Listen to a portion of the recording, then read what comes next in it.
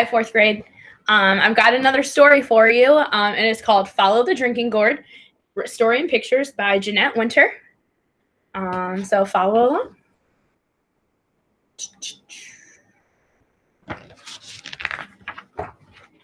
Long ago, before the Civil War, there was an old sailor called Peg Leg Joe who did what he could to help free the slaves.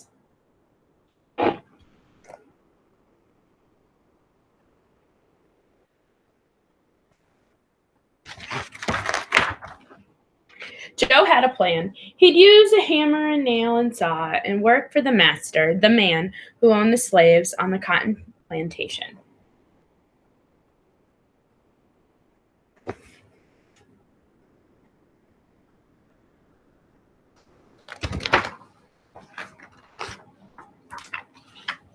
Joe had a plan. At night, when the work was done, he'd teach the slaves a song that secretly told the way to freedom. Just follow the drinking gourd, it said.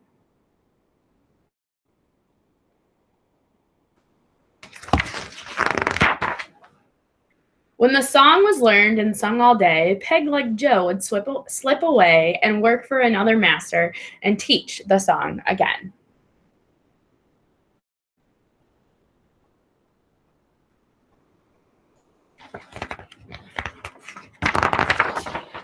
One day, a slave called Molly saw her man James sold to another master. James would be taken away, their family torn apart. Just one more night together.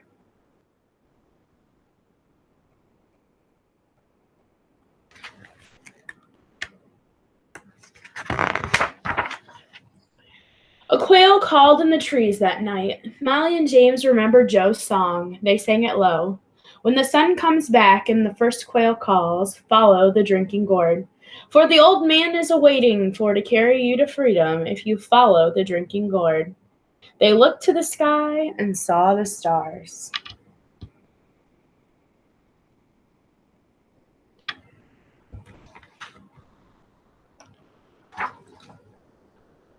Taking their little son Isaiah, old Hattie, and her grandson George, Molly and James set out for freedom that very night, following the stars of the drinking gourd. They ran all night through the fields till they crossed the stream and to the woods.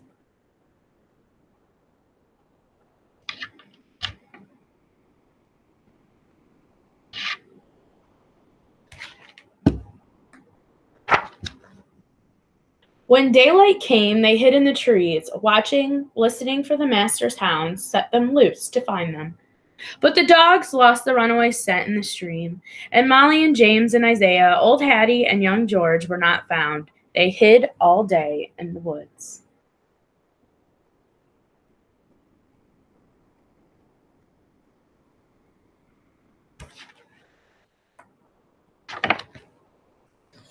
At night, they walked again, singing Joe's song and looking for the signs that mark the trails. The riverbank makes a very good road. The dead trees will show you the way. Left foot, peg foot, traveling on. Follow the drinking gourd.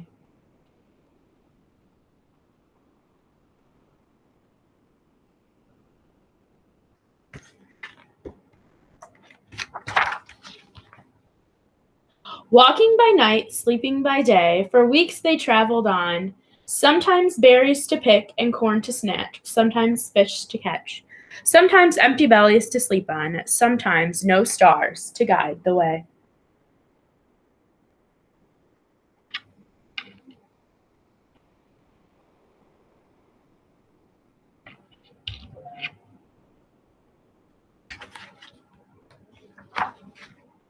They never knew what lay ahead.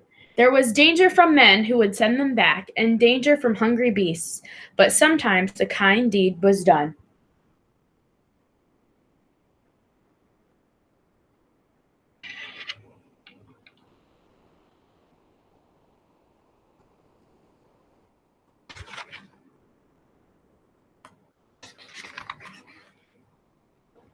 One day, as they hid in a thicket, a boy from a farm found them. In a bag of feed for the hogs in the wood, he brought bacon and cornbread to share. Singing low, they traveled on. The river's end between two hills. Follow the drinking gourd. There's another river on the other side. Follow the drinking gourd.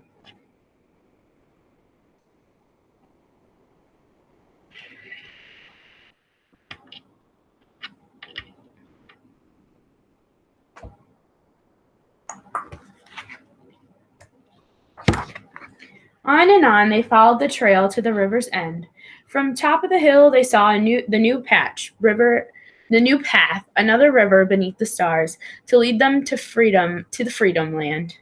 The drinking gourd led them on. The song was almost done. When the great big river meets the little river, follow the drinking gourd.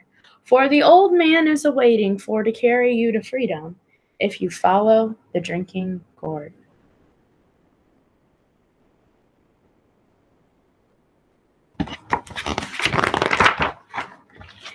They climbed down the last hill. Down below was Peg-Leg Joe, waiting at the wide Ohio River to carry them across.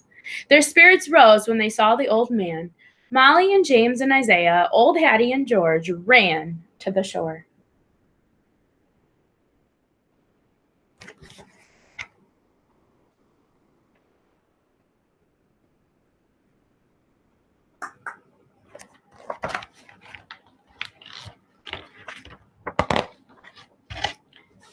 Under a starry sky, Joe rowed them across the wide Ohio River.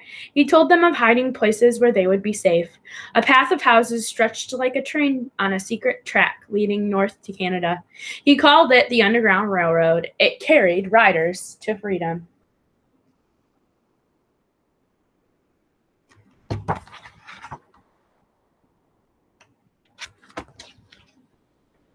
The first safe house stood on the hill. The lamp was lit, which meant it was safe to come.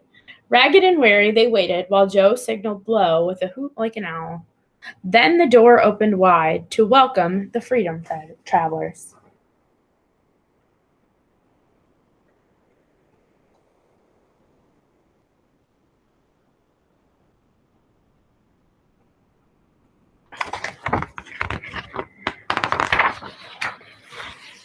They were rushed through the house to the barn, for the farmers knew there were slave catchers near. The trap door in the floor took them under the barn to hide till it was safe to move on.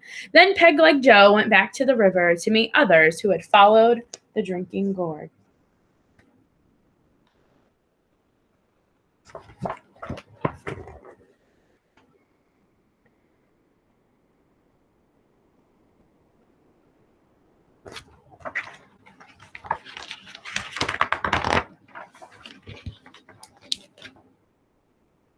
With danger still near, too close for ease, the farmer sent the 5 travelers on. He drew a map that showed the way north on the midnight road to the next safe house, just over 2 hills. This time, James called the signal, a hoot like an owl, that opened the door to a Quaker farm. The travelers were led to a secret room hidden behind shelves.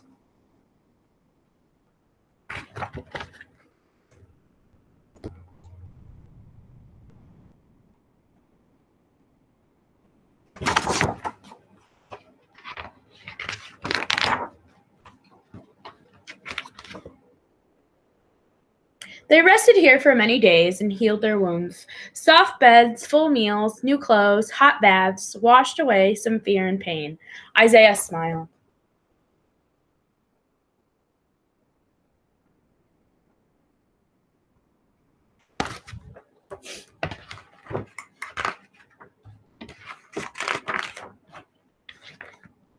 When they were strong, they traveled again, from house to house on the underground trail, still following the drinking gourd north. Sometimes they traveled on foot, sometimes by cart. The wagon they rode near the journey's end carried fruit to market, and the runaways to freedom.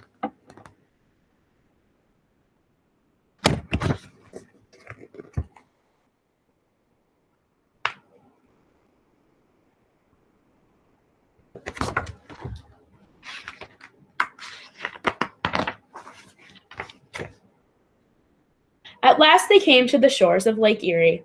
Molly and James and Isaiah, old Hattie and young George climbed aboard the steamship that would carry them across to Canada to freedom. 5 more souls are safe, old Hattie cried. The sun shone bright where they stepped on land.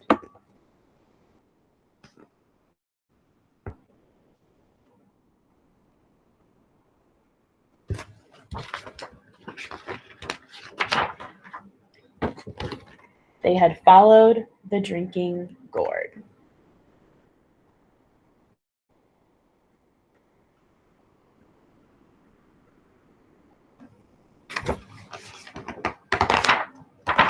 At the end is the actual song. I'm not going to sing it because you don't want that. Okay. All right. So that was Follow the Drinking Gourd.